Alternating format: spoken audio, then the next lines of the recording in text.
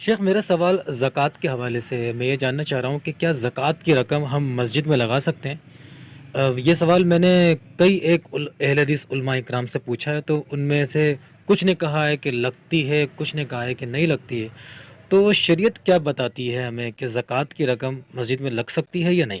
اس میں دو نقطہ نظر پائے جاتے ہیں۔ سید بدیع الدین شاہ صاحب راشدی رحمہ اللہ مسجد میں زکوٰۃ دینے کے قائل تھے، تو اب بھی جو جمعیت سندھ کے علماء ہیں وہ اس کے قائل ہیں، اور وہ مسجد اور جو دیگر علماء ہیں وہ اس کے قائل نہیں ہیں۔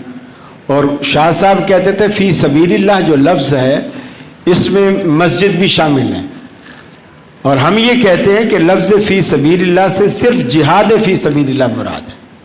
جس بھی مفسر نے وہاں تفسیر کی ہے فی سبیل اللہ کی، وہ جہاد فی سبیل اللہ سے کی ہے۔ لہٰذا ویسے بھی ایک حدیث میں آتا ہے کہ یہ زکوٰۃ جو ہے یہ ہاتھوں کی میل کچیل ہے، ہاتھوں کی میل کچیل ہے، اور اللہ کے گھر پہ میل کچیل کیوں لگاتے ہو؟